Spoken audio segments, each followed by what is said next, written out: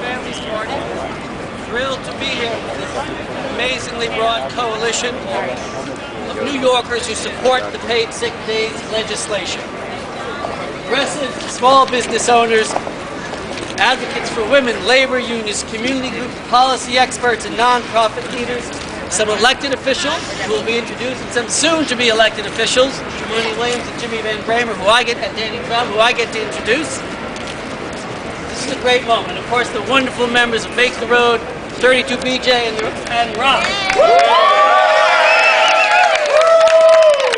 Anybody I forgot, I apologize. I especially want to thank Marsha Baker and Sherry Luan. I think we'll hear from Sherry in a moment, and I'll turn it to Donna in a moment.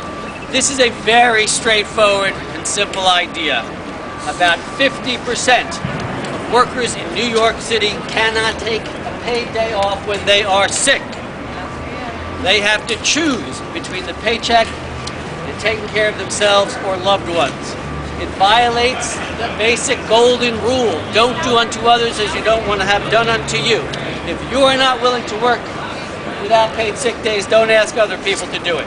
And this would balance that wrong in New York City. That's the message that this coalition is taking to the hearing on paid sick days in a few minutes.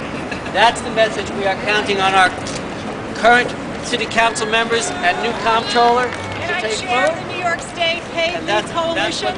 And 2 years ago, our Paid Leave Coalition made a commitment to work on paid sick days for New York City workers. And today, November 17th, is a historic day. This is our 5th press conference we've all been involved in on this issue. We appreciate everyone's support. There has been a growing drumbeat of support across New York City, across organizations, with our elected officials, more and more of them coming on board on this issue. And we would like to kick it off with our bill sponsor here in the City Council, Councilmember Gail Brewer, are committed, persistent, $1 million or more, and the fact of the matter is, no matter whom we talk to, academics and people who have researched the issue, this is a bill that is about making sure that New Yorkers stay home if they're sick because the president tells us to stay home, the mayor tells us to stay home, and we want to make sure that workers can really stay home if they're sick or if their child is sick. The worst thing you can do is get a call from school and worry about getting fired or not getting paid if you want to pick that child up, which is incredibly important. It is not a lot of days.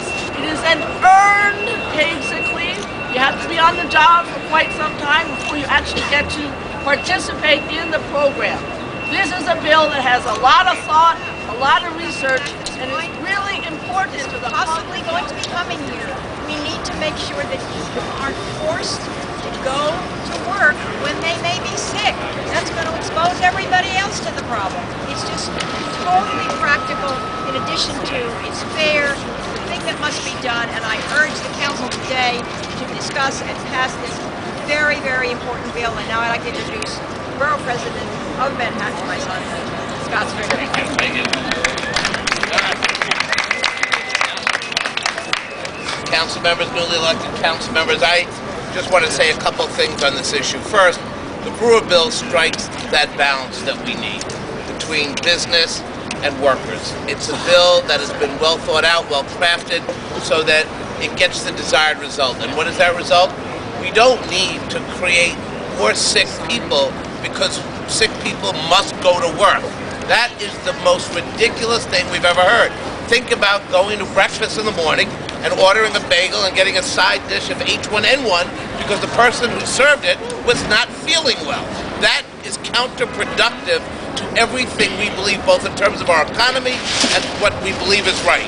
The second thing is, the good news is, people are getting older, people are living longer, we have more children in this city than ever before, and somebody sometimes has to take a deep breath and take care of our parents and grandparents and young kids. That is the way we help people move forward. So this bill strikes a balance, it makes sense, God's sakes, let's just be pragmatic. We do have a lot of illness in this city. Some of it, no fault of our own. So how we deal with it strategically will determine the economics of the city for our businesses, for our government, and for our people. Gail? It's a great honor to follow my leader, Gail Brewer. And it's very touching to me to be on the steps of City Hall one more time, right? No. It's a great honor for her to be with all of you.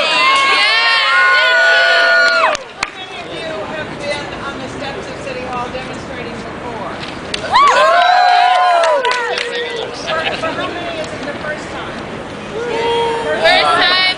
Well, I just want to say that whether you were here before or it's the first time, you have never been here in your lives for a cause that is more just and overdue than this cause. When I told people that I was coming here for this rally, no one could believe that we didn't already have paid sick leave. You know, we are the only industrialized country in the entire world that does not have paid sick and family leave.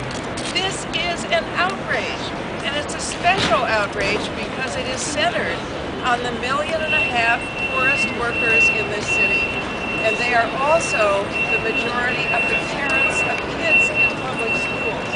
They have a double reason that they need this legislation. I'm happy to say that men need this legislation to care for kids more than ever before. A current survey nationally shows that 1/3 of men say that they have wanted to stay home.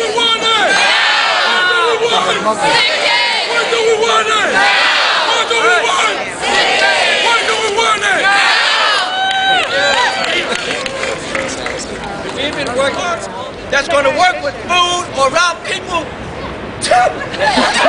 No! Sneezing and coughing. Hell no!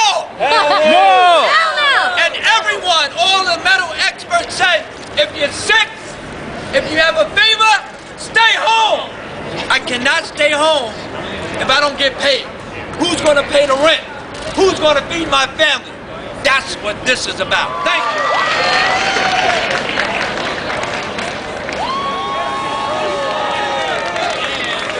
As a restaurant worker working in this country at least 14 years, I have traveled and a very painful past I have already described. But this time I simply was not expected any opposition. As I previously mentioned, it is very humane bill. It's related about our values, family life, balancing work and the family. But unfortunately, I saw very much sponsored opposition. Poor guys, I can see my fellows putting this car, they barely get 5.15 and they don't have any rights. It's all sponsored people, right? They don't have any rights. How they are going to oppose this kind of bill? So, saying this time, to the point, I don't think we are demanding much at this time. Just simply we are asking this issue. It is not a matter of comfort or any luxury.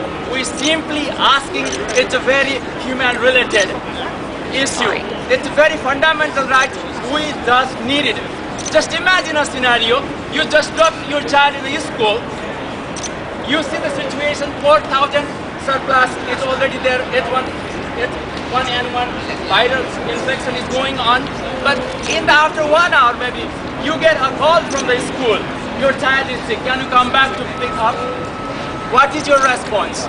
You have to start your job. I have seen a lot of people, and a child used to be holding in the school entire 4 or 5 hours, and we complete our job, and we go back to the school saying, I'm sorry, I had to complete my shift.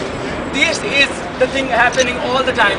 That's why we have to move forward as a leader. Thank you so much, newly elected democratic leaders. This is the time to prove we have to lead the nation as a progressive and a liberal. Let's go for it. We are going to yes.